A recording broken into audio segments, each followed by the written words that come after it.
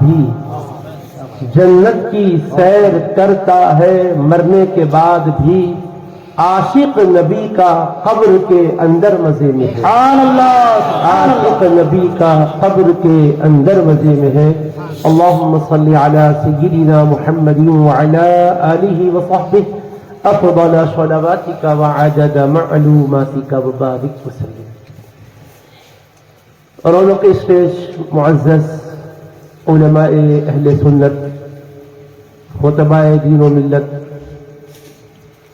بزرگان محترم، مکرم حاضرین و سامعین اور پس پردہ سماعت فرمانے والی عفت مآب ماؤں اور بہنوں، اللہ رب العزت کی بارگاہ میں ہم شکر بجا لاتے ہیں کہ آج بردہ پور کی سرزمین پر شان مولائے کائنات اور شان سلطان الہند میں منعقدہ اس عظیم جلسے میں شرکت کی سعادت حاصل کر رہے ہیں. اور اس مبارک جلسے کے انعقاد پر مولانا مظہر صاحب کامل الفقہ جامع نظامیہ، کامل الحدیث جامع نظامیہ اور تمام انتظامی نوعیت سے اہتمام و انصرام میں حصہ لینے والے کارکنان کو بصمیم قلب میں مبارکباد دیتا ہوں. آپ تمام حضرات کی کوششوں کو اللہ رب العزت اپنی بارگاہ میں قبول فرمائے. آمین.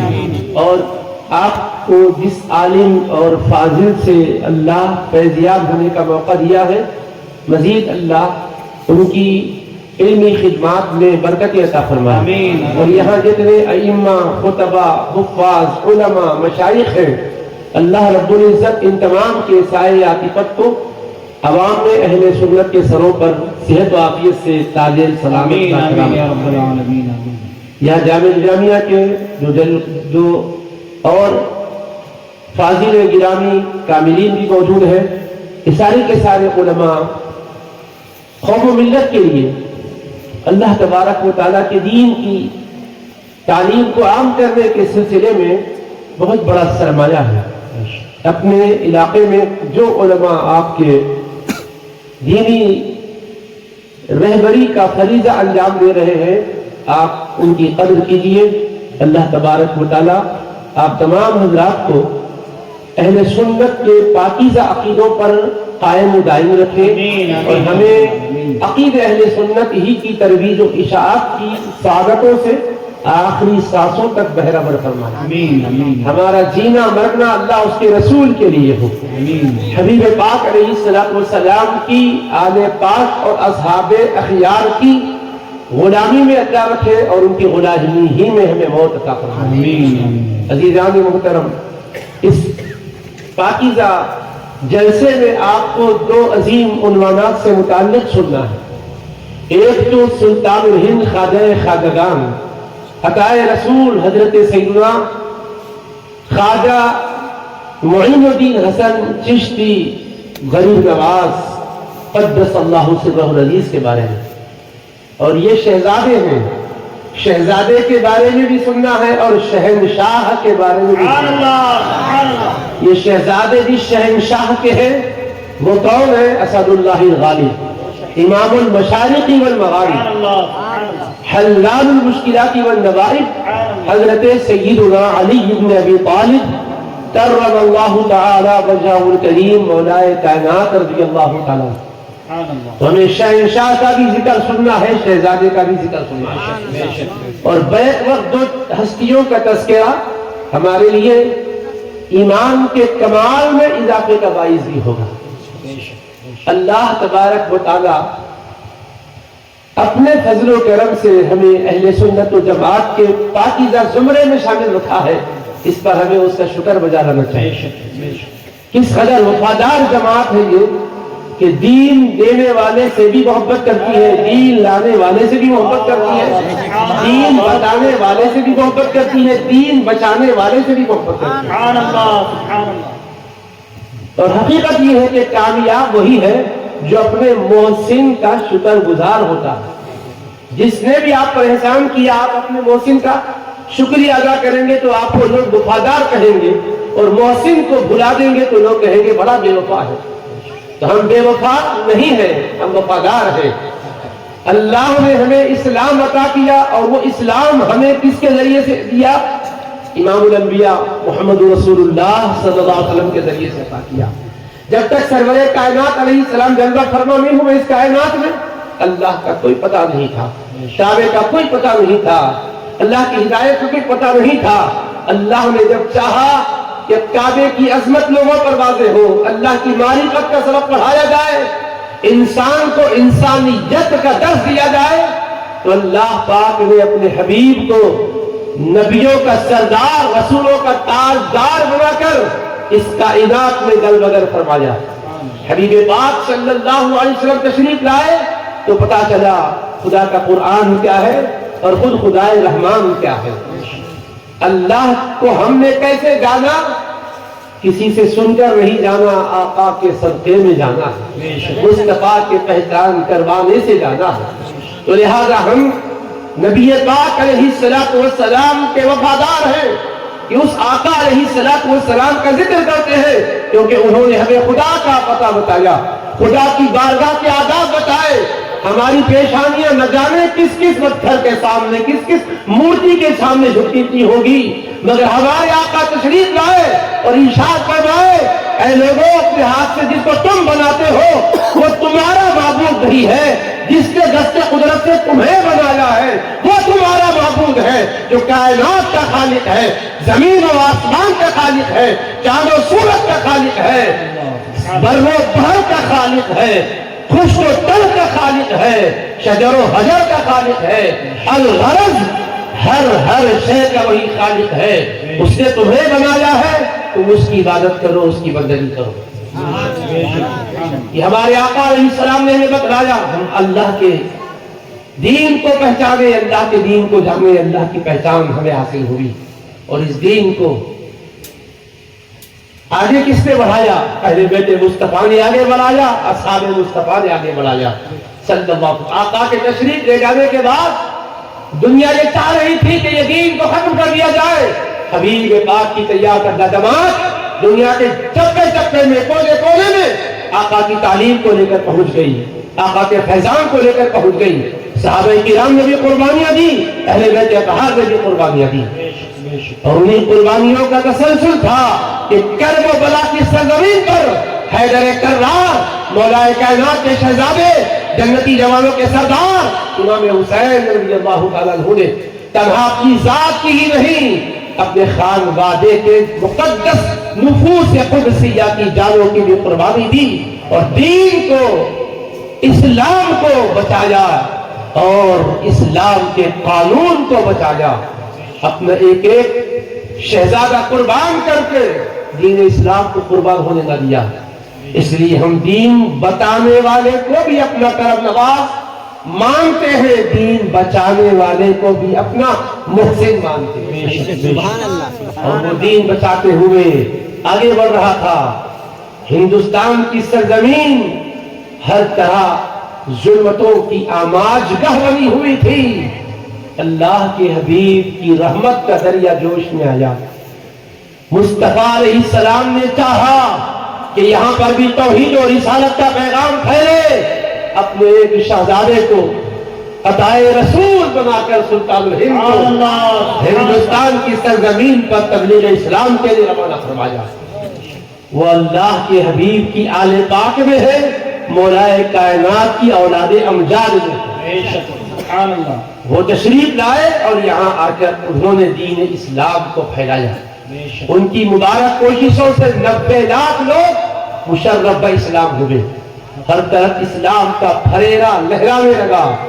تو سلطان الہند خواجہ غریب نواز کتنے محسن ہیں کہ جنہوں نے اسلام پہنچایا ہے، اور آج اللہ کا فضل ہے، ان کی برکتوں سے آپ ہم یہاں اسلام اور ایمان کی شان کے ساتھ جی رہے ہیں۔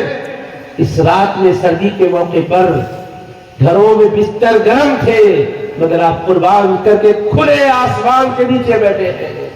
اس لیے بیٹھے ہیں، اس لیے کہ آج ذکر ہوگا حیدر کرار کا، فاتح خیبر کا، مولا علی مشکل کشا کا اور ان کے شہزادے حضرت غریب نواز کا۔ نعرہ حیدری، آواز بلند کرے مولا کائنات، نعرہ حیدری۔ تو مولا کائنات حیدر کرار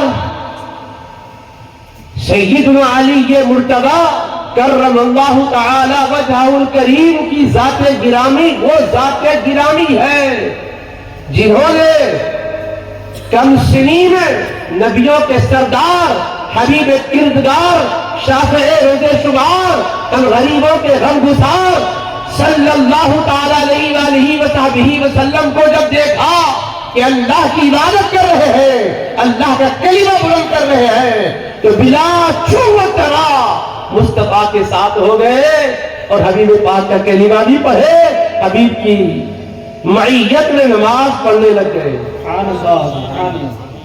حضرت علی مرتضیٰ کون؟ دنیا میں ہر کوئی کہیں بھی پیدا ہوتا ہے، لیکن اللہ نے مولا کائنات کو جب پیدا کرنا چاہا تو ان کی پیدائش کی جگہ کوئی عام گھر کو نہیں بنایا، خود خالق کائنات نے اپنے گھر کو بنایا۔ کعبۃ اللہ میں جن کی ولادت ہوئی اور خدا کے گھر مسجد میں جن کی شہادت ہوئی، اس ذات گرامی کا نام مولا علی۔ مولا علی آئے بھی خدا کے گھر میں اور گئے بھی خدا کے گھر سے، جن کا پہلا قدم خدا کے گھر میں آیا، بلکہ یوں کہیے جب سانس لیے تو خدا کے گھر میں اور سانس روکے تو خدا کے گھر میں۔ ولادت بھی خدا کے گھر میں، شہادت بھی خدا کے گھر میں۔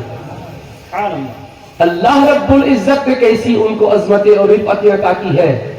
حبیب پاک صلی اللہ تعالی علیہ وآلہ وسلم کے آغوش کرم میں پرورش پا رہے، بچپن سے ہی حبیب پاک علیہ السلام نے انہیں اپنے آغوش کرم میں لے لیا۔ وجہ یہ بنی کہ ان کے والد معاشی حالات کے پس منظر میں کچھ فکر مند ہو گئے تھے۔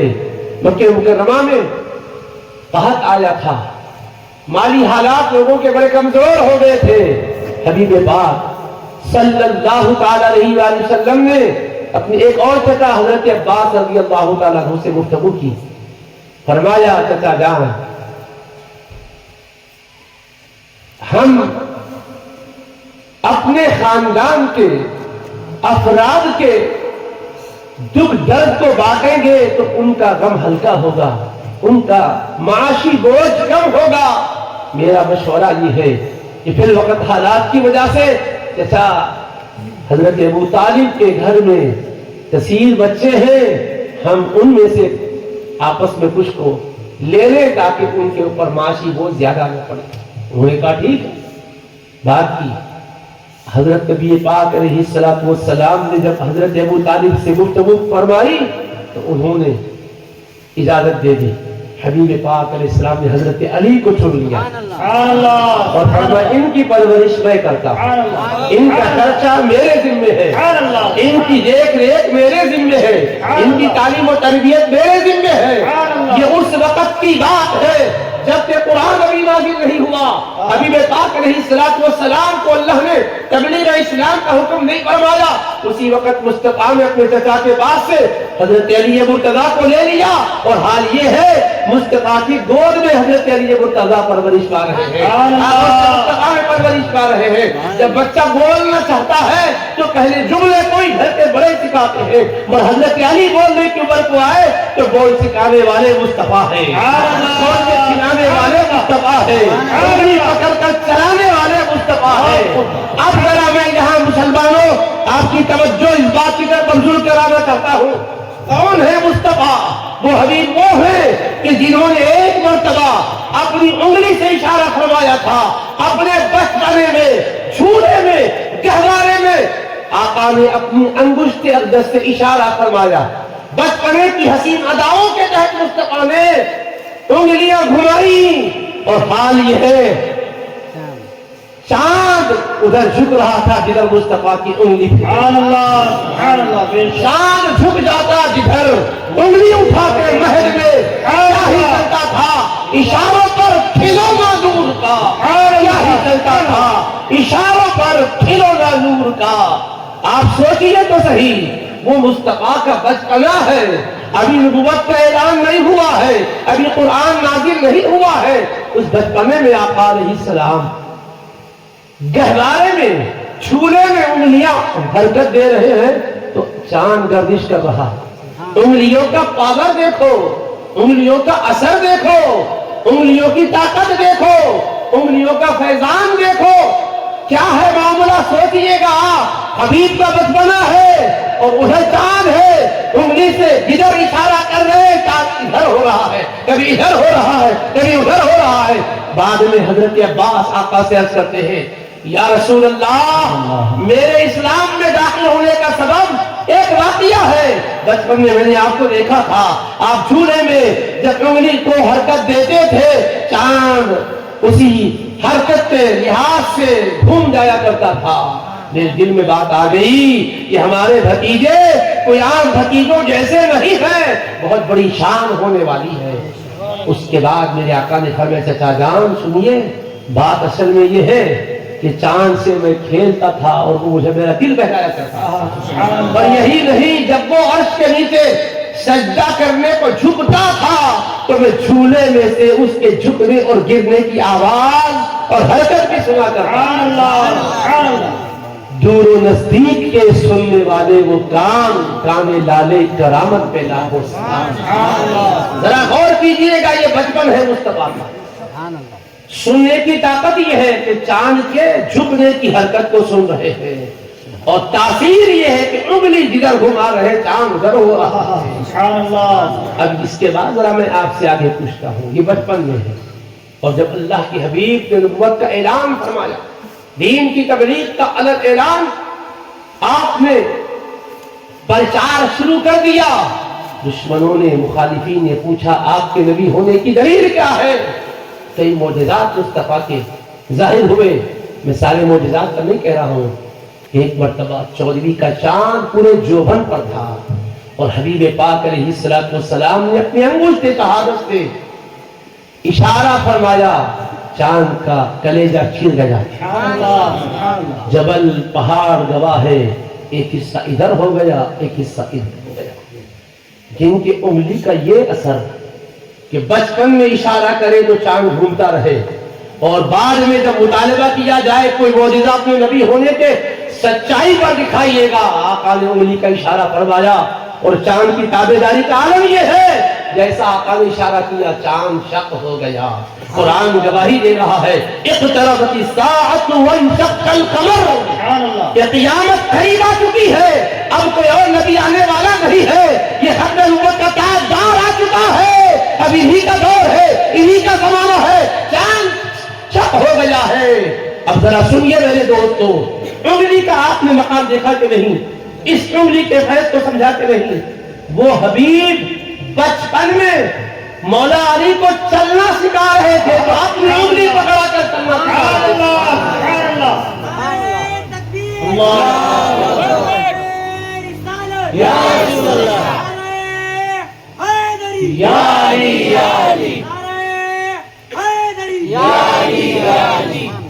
جس انگلی کو مولا علی نے پکڑ کر چلنا سیکھا ہو اور حبیب نے انگلی پکڑا کر چلایا ہو، اس علی کی شان کو کون بیان کر سکتا ہے؟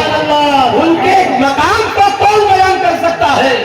بچپن میں یہ عالم ہے کہ وہ چلا رہے ہیں جن کی بچپن کی اداؤں پر چاند چلا کرتا ہے، وہ چلا رہے ہیں جن کی رضا پر زمانہ گردش کرتا ہے. ارے کیا بھول گئے؟ ایک موقع وہ بھی تھا دشمنوں نے آقا سے معجزہ طلب کیا، حبیب نے چلتے سورج کو اشارہ فرمایا، جہاں کا وہیں سورج ٹہر گیا.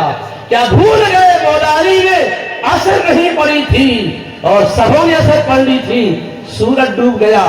زانوے علی مرتضیٰ پر مصطفیٰ سر انور رکھ کر آرام فرما رہے تھے، اور آرام بھی وہ مصطفیٰ کر رہے ہیں جو جو خود فرماتے ہیں تنام عینانا ولا ینام قلبی، اے لوگوں میری آنکھ سوتی ہے مگر دل نہیں سوتا۔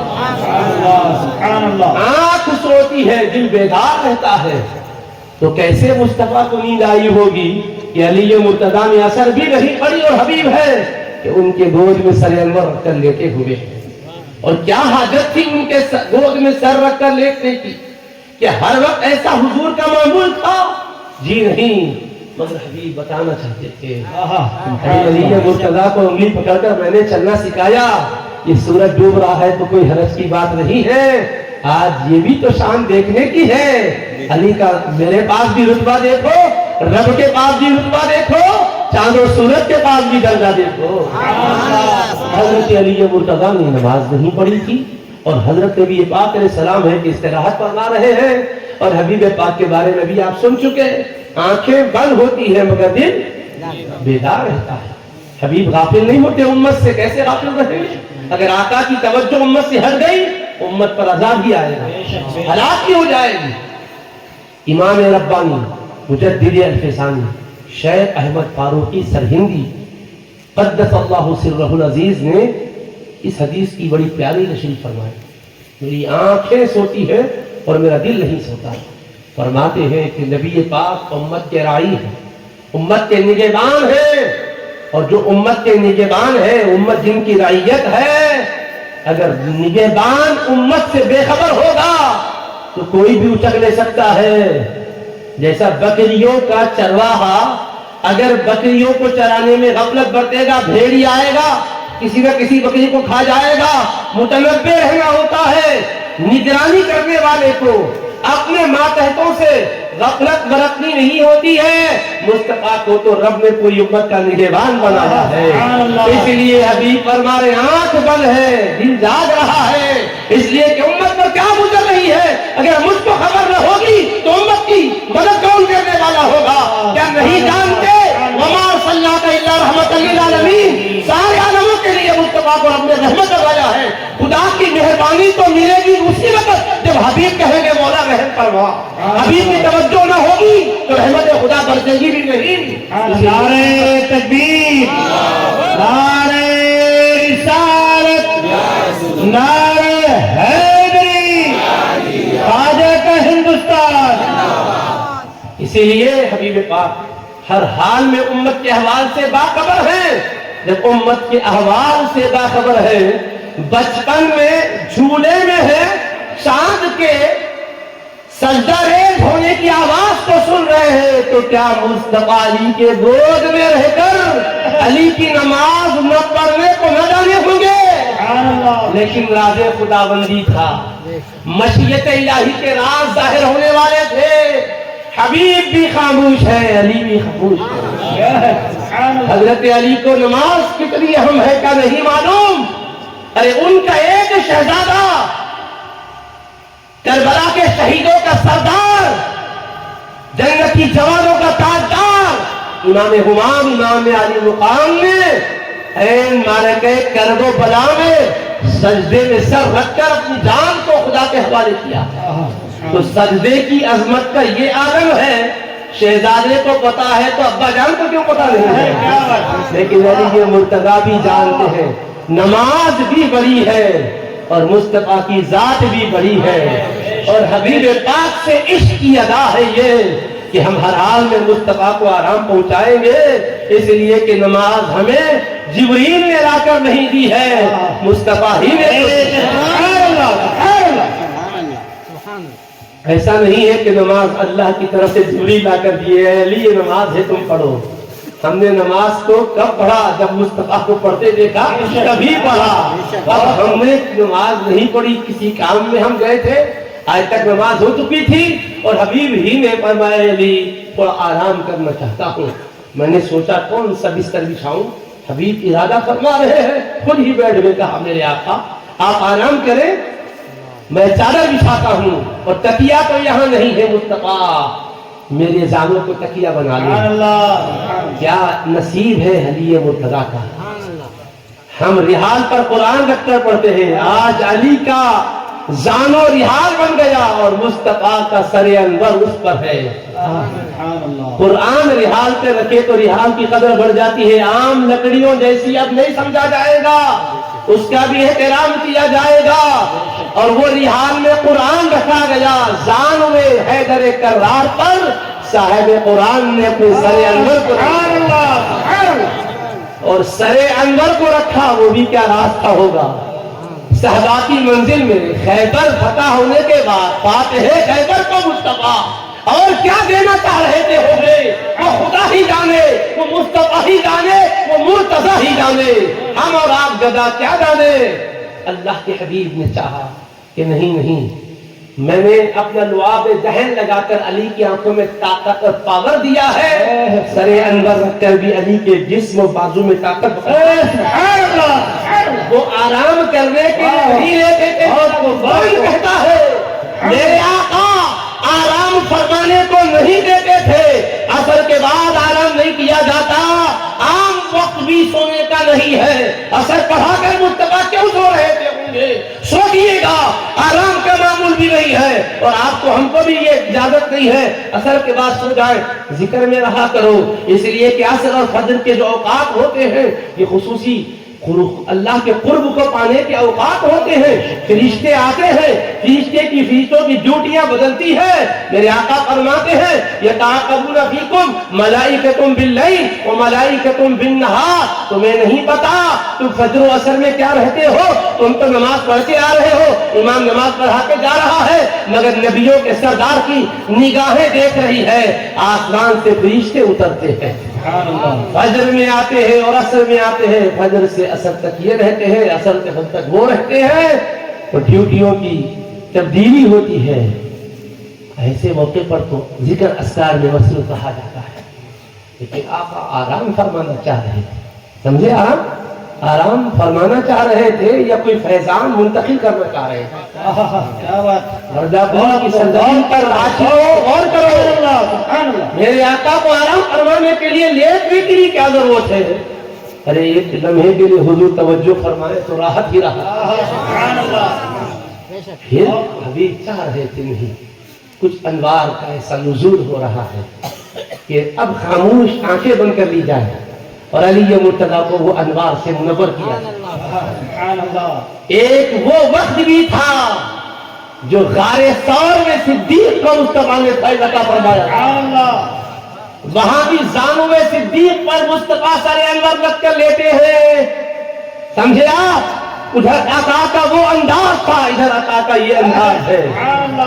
ادھر غار ثور میں 3 دن کا واقعہ ہے اور آقا 3 دن ادھر خصوصی فیضان عطا کر رہے ہیں, ادھر بس کچھ لمحے کے لیے لیٹ کر فیضان عطا فرما رہے ہیں. اور حضرت نبی پاک علیہ السلام کے مزاج کو جاننے والے علی مرتضیٰ بھی نہیں کہتے حضور نماز پڑھ لیتا ہوں, یا جب آقا نے ارادہ فرمایا تھا تب بھی کہہ سکتے تھے حضور 2 منٹ تیزی کے ساتھ, سفر ہے یہ, حضر بھی نہیں ہے کہ 4 رکعت پڑھنا ہوگا.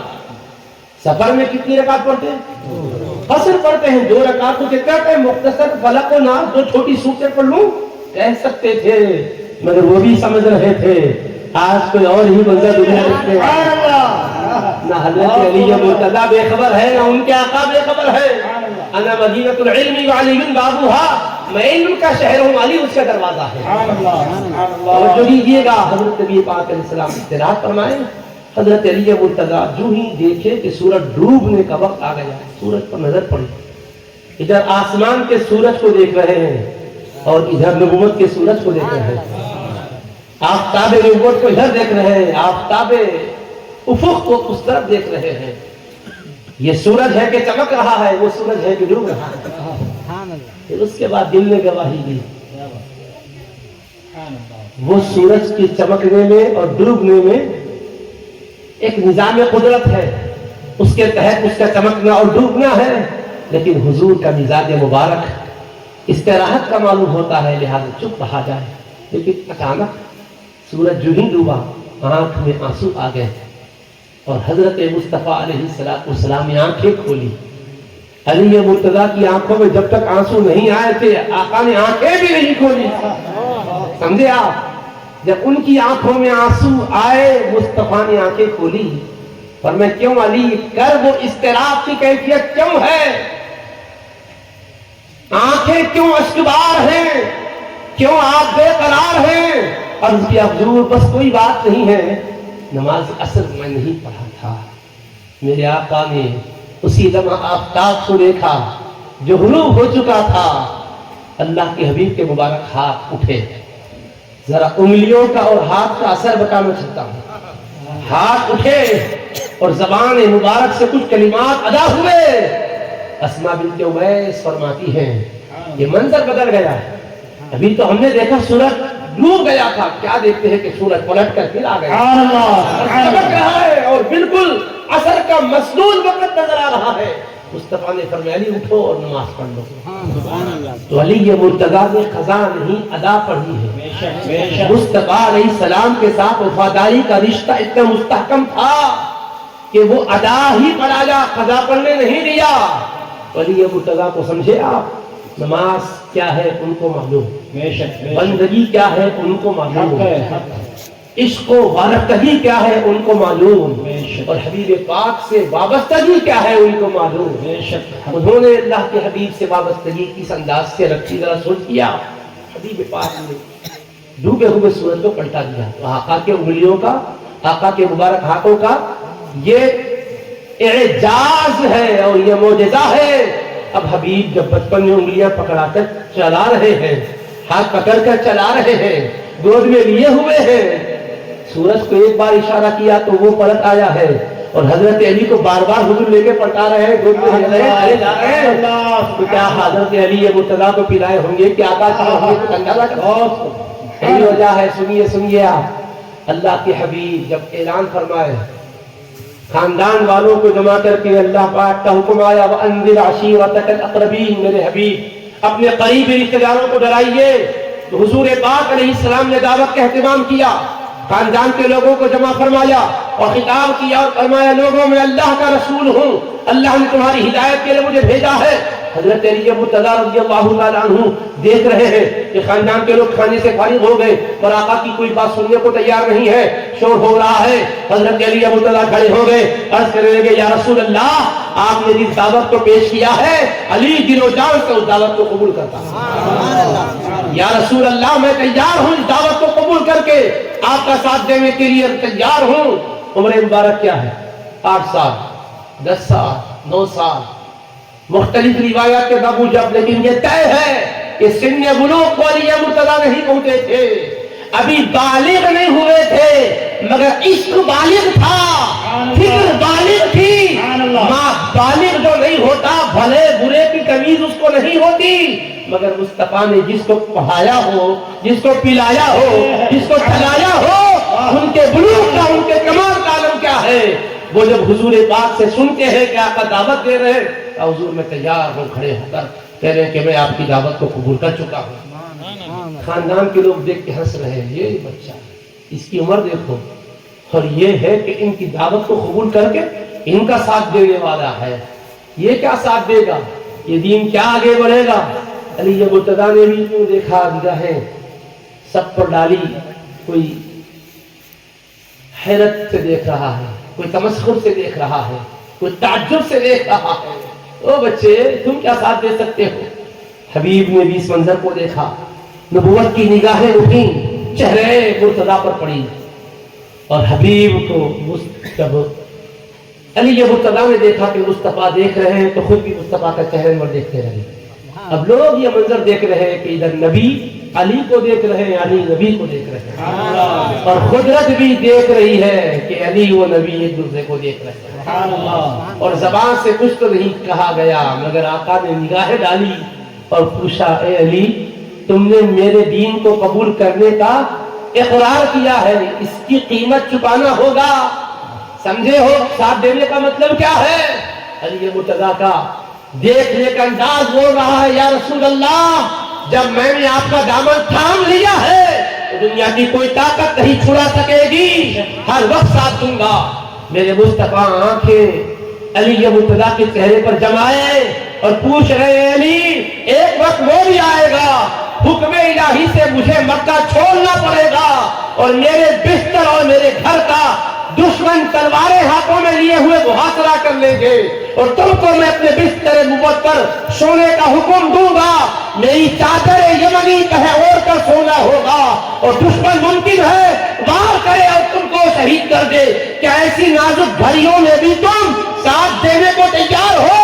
علی مرتضیٰ جواب دے رہے مصطفیٰ چھوٹا بچہ ضرور ہوں مگر بولنا بھی آپ نے سکھایا ہے، اللہ بھی اللہ میرے مصطفیٰ، جب میں نے ہاں کہہ دیا ہے پیچھے نہیں ہٹوں گا، برابر آگے بڑھتا جاؤں گا، ساتھ دیتا رہوں گا۔ نعرہ تکبیر، نعرہ رسالت، نعرہ حیدری، نعرہ غوث، نعرہ خواجہ، علماء اہل سنت۔ علی مرتضیٰ شیر خدا حیدر کرار آقا کو دیکھ رہے ہیں، آقا سید الانبیاء امام المرسلین علی مرتضیٰ کو دیکھ رہے ہیں، اور وہ لمحہ بھر کے دیکھنے میں سارے باتیں ہو رہے ہیں، آگے کی منزل بھی بتا رہے ہیں مصطفیٰ علی۔ پھر اس کے بعد اللہ کی مشیت کے تحت تمہارے گھر میں فاقہ ڈیرا ڈالے گی، غربت خیمہ زن ہوگی، دین پر استقامت کے سلسلے میں بڑے کئی امتحانات ہوں گے، میدان بدر میں بھی اپنے خاندان والوں کے سامنے تمہیں معرکہ کارزار میں جوانمردی کے جوہر دکھانے ہوں گے۔ کہا یا رسول اللہ چمچماتی تلواروں کی چاہے کتنی بھی جھنکاریں کیوں نہ ہو، میں اپنا جگر اور اپنا دل اتنا مضبوط رکھ سکتا ہوں میرے آقا، کبھی کم ہمتی کا مظاہرہ نہیں کروں گا، آگے بڑھتا جاؤں گا، آپ کے دین کے لیے قربانی دینے کو تیار، اور میں احد کی نازک گھڑیاں بھی آئیں گی، وہاں پر بھی جنگ کا نقشہ بدل جائے گا، اے علی اس نازک گھڑی میں بھی استقامت کا رب العرش امتحان لینا چاہے گا۔ اے میرے پروردہ بتاؤ کیا اس گھڑی میں بھی تم جمے رہو گے؟ علی مرتضیٰ کر رہے حضور جب میں ہاں کہہ چکا تو پھر پیچھے نہیں ہٹوں گا، اس وقت بھی ہم میرے آقا ساتھ دوں گا۔ الغرض سرور کونین علیہ السلام سیرت طیبہ کے ابواب کھول کھول کر آنے والے احقاق وقائع اور حالات سے علی مرتضیٰ کو واقف کرا رہے ہیں اور پوچھ رہے ہیں کیا ساتھ وہاں بھی دو گے وہاں بھی دو گے؟ خیبر میں تمہاری آنکھیں آنسو میں چشم کے مرض میں مبتلا ہوں گی، اس وقت خیبر فتح کرنے کے لیے میں تم ہی کو یاد کروں گا، دکھی آنکھیں لے کر آگے بڑھنا ہوگا، آنکھوں کی تکلیف بے چین کر رہی ہوگی، پاؤں میں کمزوری کی وجہ سے چلنا ممکن نہیں ہوگا، مرض کی حالت میں میرا آمر آئے گا، علی کو بلاؤ، خیبر کا قلعہ فتح کرنے کے لیے میں بلانا چاہتا ہوں، تو کیا مرض کا بہانہ کرو گے یا میرے حکم کی تعمیر میں جس حال میں ہو آ جاؤ گے دوڑتے ہوئے؟ رب کر حضور اگر بستر پر بھی ہوں بلاوا آپ کا آئے گا، مصطفیٰ اسی حال میں آپ کی بارگاہ میں آ جاؤں گا۔ میرے آقا فرما رہے ہاں علی جب تم آؤ گے تو ہم بھی اپنا لعاب میں دھیر ڈال کر تمہیں تمہاری آنکھوں کو منور کریں گے، تمہارے دست و بازو میں قوت حیدر کر قوت پروردگار کی تجلیات بھر دیں گے۔ سارے کفار حیران ہیں، ہم تو تیار نہیں ہیں ساتھ دینے کو، خاندان کے بڑے بڑے سورما صاحبزادہ ہے کہ ساتھ دینے کا وعدہ کر رہا ہے، نبی کا دل خوش کرنے کے لیے جملے بول رہا ہے، بس آگے کی ساری باتیں ہو رہی ہے۔ اب میں پوری سیرت نہیں سنانا چاہتا، صرف آپ کو میں مولا علی کا آغاز بتا رہا ہوں، آغاز ایسا ہو تو ان کا انجام کیا ہوگا، صرف ذہن کے دریچے کھولو تاکہ نظر کے اشرف سے بھی نورانی فیض آئے اور بغداد اور اجمیر سے بھی نورانی فیض آئے۔ ارے بیٹوں کا یہ عالم ہے تو ان کے ابا جان کا عالم کیا ہوگا؟ ہم تو ہندوستان میں شہزادہ جان کا فیض دیکھے ہیں، ایک شہزادہ آتا ہے تو کفرستان کو توحید اور رسالت کے انوار سے منور کر دیتا ہے۔ آپ ذرا غور کرو، شہزادے میں یہ پاور ہے تو شہنشاہ میں پاور کیسا ہوگا؟ یہ پاور یوں ہی نہیں آتا ہے، قربانیوں سے آتا ہے، بڑے حوصلے کرنے پڑتے ہیں، حوصلے دکھانے پڑتے ہیں۔ تو بس سنیے گا، اللہ کی حبیب علیہ السلام نے ان کو جب فرما دیا تو بولے کہ بالکل ہر وقت تیار. پھر حضور پاک نے فرمایا تو وہ بھی آئے گا علی, میری محبت میں مخالفتوں کا بھی سامنا کرنا پڑے گا. دنیا تمہاری بھی دشمن ہوگی, تمہاری اولاد بھی دشمن ہوگی. اور یہود و نصارا کی بات نہیں ہے, بعض لوگ کلمہ پڑھتے ہوئے بھی تمہارے شہزادوں کے مقابل میں آئیں گے اپنے اقتدار کی حوث میں, اور تمہارے جگر پاروں کو پیاسا رکھ کر کرب و بلا میں 3 دن بھوک اور پیاس میں رکھ کر بجائے پانی پیش کرنے کے تلوار چلائیں گے, نیزے بھالے استعمال کریں گے, تمہارے جگر کے ٹکڑوں کو چھلنی چھلنی کریں گے. کیا تمہاری آل و اولاد کی یہ قربانی تمہیں قبول؟ اور اس کے مصطفیٰ میں بھی قربانی دینے تیار. میری قیامت تک آنی تمہاری نسل کا ہر بیٹا تیار رہے گا. دین کا سودا نہیں کرے گا میرے مصطفیٰ, دین کے لیے اپنے آپ کو قربان کرنے کے لیے. اے علی اولاد پر یہ تیر چلیں گے, تم تیار ہو؟ یا اولاد کو بچانے کا نہیں مصطفیٰ, اولاد کو بچانے کی بات نہیں کہتا ہوں, آپ کے ناموس کو بچانے کی بات کرتا ہوں, آپ کے دین کی حرمت کو بچانے کی بات کرتا ہوں, آپ کا نازل قرآن کی حرمت کو بچانے کی بات کرتا ہوں.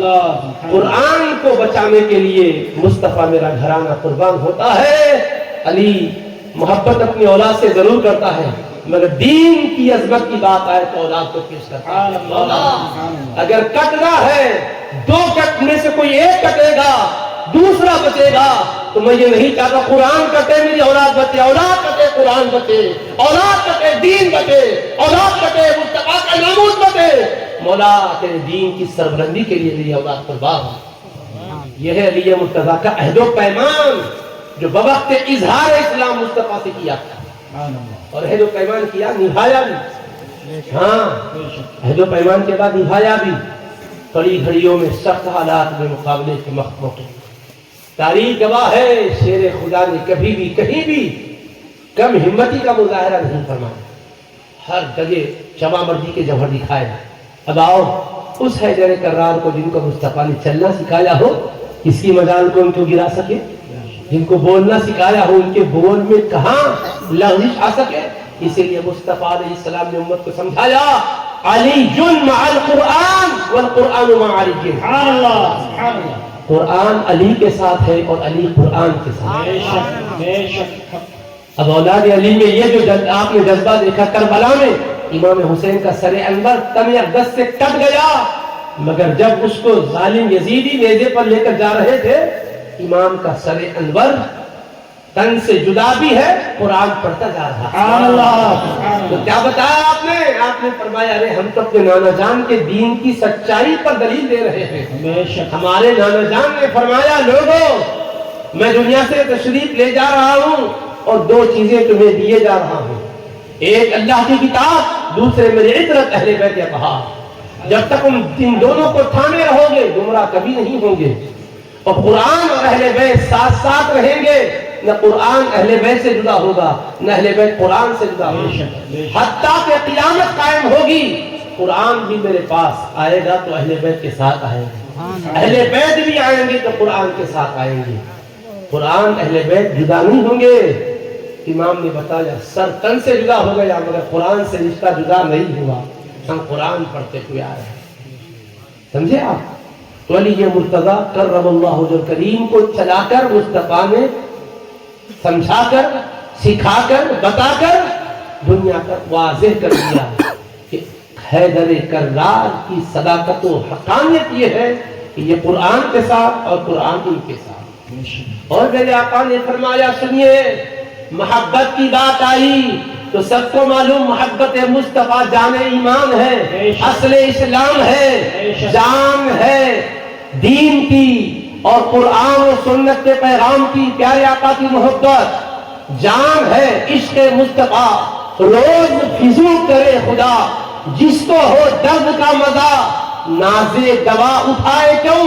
عشق مصطفیٰ کو جان ایمان ہے ہی ہے, مگر میرے آقا یہ بھی فرماتے ہیں من احب علی فقد احبنی, علی منی وانا من علی. لوگوں سنو, علی مجھ سے ہے اور میں علی سے ہوں. جو علی سے محبت کرتا ہے تو مجھ سے محبت کرنے والا.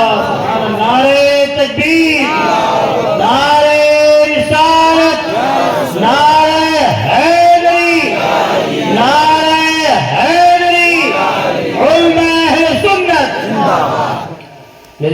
علیہ السلام فرمائے علی مجھ سے ہے اور میں علی سے ہوں.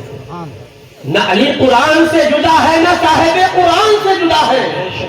اب پہلے کی حدیث میں کیا بتایا آقا نے؟ علی قرآن سے جدا نہیں ہے, قرآن علی سے جدا نہیں ہے. اب یا فرمائے علی منی وانا من علی, علی نبی سے جدا نہیں ہے, نبی علی سے جدا ہے.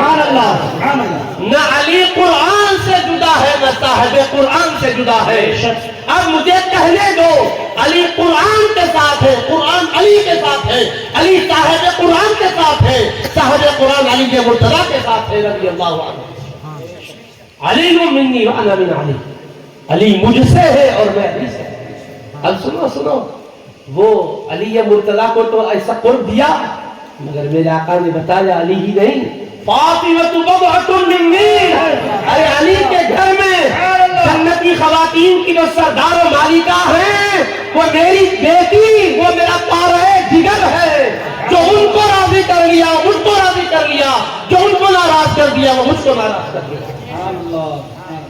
تو علی کو جو شہزادی دی ہے مصطفیٰ نے ان کا بھی درجہ بتایا, فاطمہ بضعۃ منی, میری بیٹی فاطمہ میرا پارہ جگر ہے. فمن اغضبها اغضبنی, جس نے ان کو غضبناک کیا اس نے میرا دل دکھایا, مجھے یؤذینی ما آذاہا ویریبنی ما ارابہا, او کما قال علیہ السلام. جو چیز میری بیٹی کا دل دکھاتی ہے وہ مجھ محمد کا بھی دل دکھاتی ہے صلی اللہ علیہ وسلم. جو چیز میری بیٹی کے لیے باعث رنج ہے وہ میرے لیے بھی باعث رنج ہے. پھر میرے آقا نے فرمایا حسین منی وانا من حسین, یہ علی مرتضیٰ فاطمہ الزہرا ہی کے لیے نہیں ہے, حسین مجھ سے ہے اور میں حسین سے.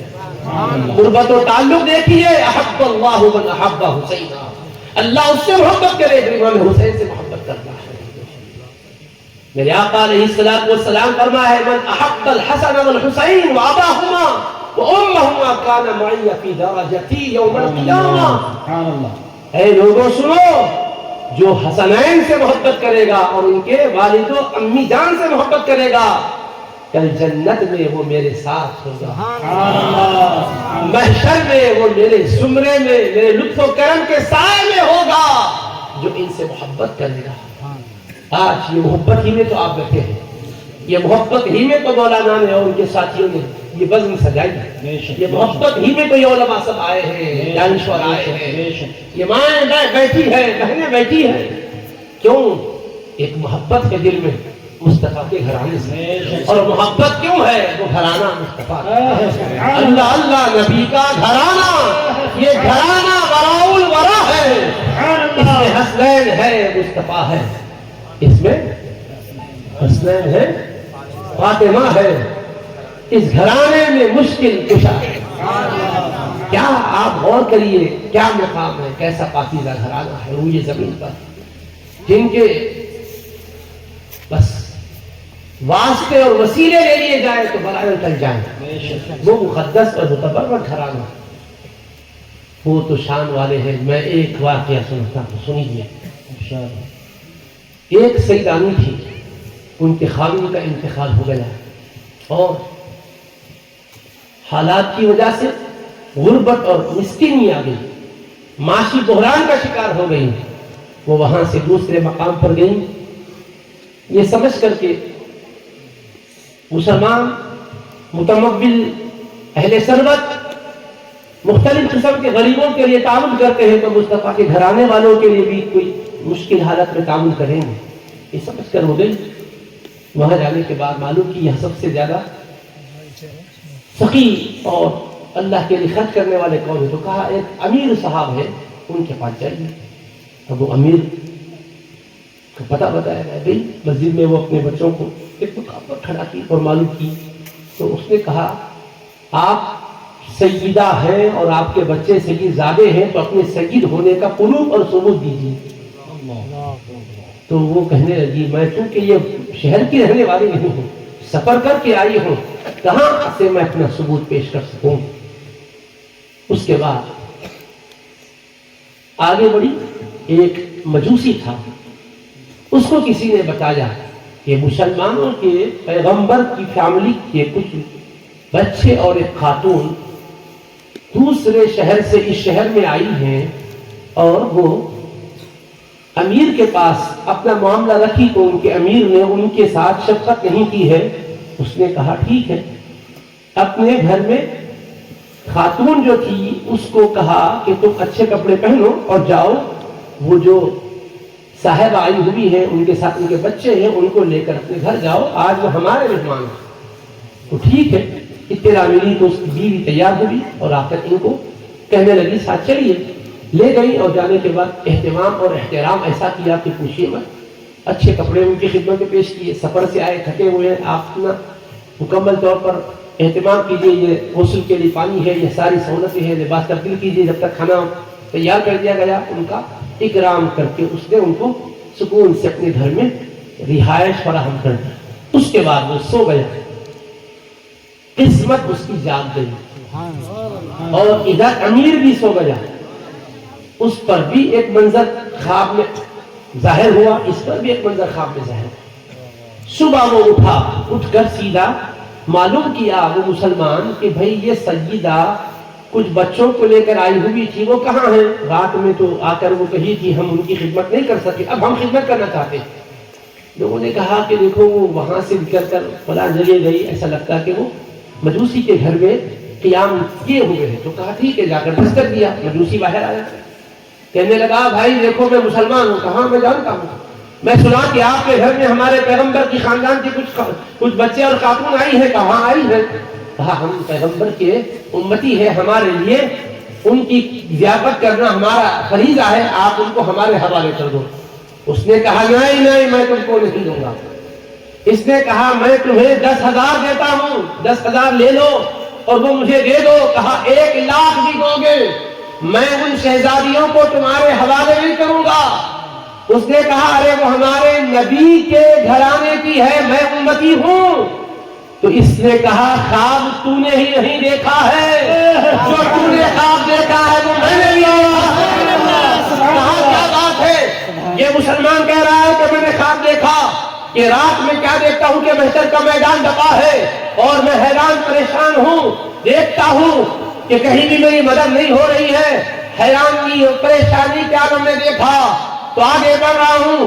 ایک مقدس ہستی ہے جن کے پاس نور کی کرنیں جن کے وجود سے پھوٹ رہی ہے, ہر کوئی ان کی بارگاہ میں جا کر مدد کی درخواست کر رہے ہیں اور فریاد فرمان سن رہے ہیں, فریاد رسی کر رہے ہیں. یہ آگے بڑھا, کہا کہ میں بھی مسلمان ہوں, مجھے بھی دیا جائے. تو پوچھتے ہیں تیرے مسلمان ہونے کا پروف کیا ہے, مسلمان ہونے کا ثبوت کیا ہے؟ وہ جیسا ہی یہ سوال سنا لرز گیا. میں نے مصطفیٰ کی شہزادی سے پوچھا تمہارے سید ہونے کا ثبوت کیا ہے؟ انہوں نے مدد کے لیے کہا تو میں نے مدد نہ کر کے کہا سید ہونے کا ثبوت دو. آج خواب میں دکھایا گیا کہ مصطفیٰ فرما رہے تو اپنے مومن ہونے کا ثبوت دے. ایک ضرورت کے وقت میری بیٹی آئی تھی, بیوہ ہو گئی تھی, بچے یتیم ہو گئے تھے, مدد کے لیے تو شجرہ پوچھ رہا تھا, اب تو اپنے ایمان کی دلیل بھی بتا. بس آنکھیں کھل گئی, فوراً وہ کہا نہیں توبہ بہت بڑی غلطی ہوگی, آ گیا. یہ کہنے لگا مجوسی, پہلے کا مجوسی کہنے لگا وہ خواب تم نے ہی نہیں دیکھا ہے, میں نے بھی دیکھا ہے. جس جنت کے محل میں تم جانا چاہتے تھے تمہیں داخلہ نہیں دیا گیا اور کہا ایک مسلمان کا ہے, تم کہہ رہے تھے میں بھی مسلمان ہوں, تو تم سے پوچھا گیا تمہارے مسلمان ہونے کا ثبوت کیا ہے, تو وہ جس کا گھر ہے وہ میرا ہی تھا. تو کافر تھا, جنت کے گھر تجھے کیسے ملے گا؟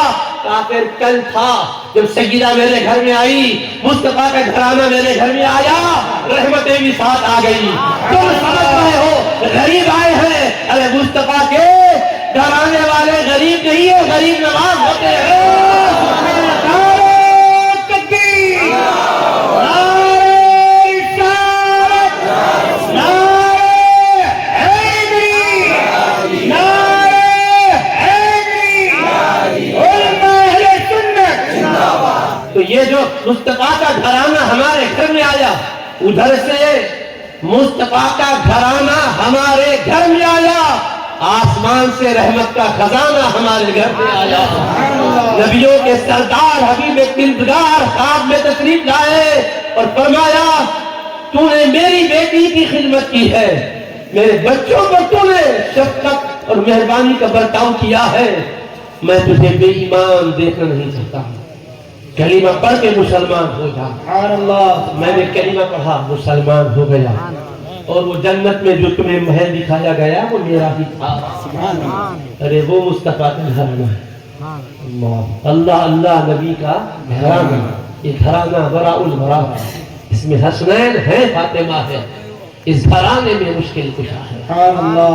تو ان کی شہزادیوں کا جو عالم و فاضل بھی نہیں تھے، جو طریقت کی راہ پر چلے بھی نہیں تھے، ابھی تو وہ مشکلات سے بظاہر گزر رہے تھے، مگر مشکل کشا کے گھرانے والے مشکل میں رہ کر بھی مشکل کشائی کرتے ہیں۔ ظاہری معاشی مشکل میں تھے، مگر اس مجوسی کی ایسی مشکل کشائی کی ہے کہ ایمان بھی مل گیا، جنت کا حقدار بھی بن گیا۔ سبحان اللہ۔ اس لیے کہا اچھا پھر اس کو یقین کتنا آ گیا، سوچو، ایک اخلاص سے ایک رات خدمت کرنے کا صلہ کیا مل گیا، ایمان تو مل گیا، لیکن آج ایمان بھی ہمارا ڈاواڈول ہو رہا ہے کہ نہیں؟ دولت، پیسہ، حکومت، اقتدار، عہدہ، خواہش، عقیدہ بھی چھوڑنے کو تیار۔ لوگ عقیدہ چھوڑ رہے نہیں چھوڑ رہے، معلوم تب نہیں تھی، لوگ دنیا کے مال و متاع کو دیکھ کر بزرگوں کا دامن بھی چھوڑ رہے ہیں یا نہیں چھوڑ رہے؟ کچھ چھوڑ رہے ہیں۔ وہ جب اسلام دل میں گھس کے آیا تو کامل درجے پر آیا، یقین اس کا پختہ تھا، اس نے کہا 10,000 لے لو، اب مجھے بھی خدمت کرنے دو، کہا 1,00,000 بھی دو گے تو نہیں دوں گا۔ یہ وہ گھرانہ ہے، پیسوں کے بدلے میں ان سے معاملہ نہیں کیا جاتا، ان کو تو رب کے لیے لیا جاتا ہے، رضا کے لیے ان کے ساتھ سلوک کیا جاتا ہے۔ اور ہم نے جو کیا تھا کیا، اور ان کا کرم ہمارے شامل حال ہو گیا۔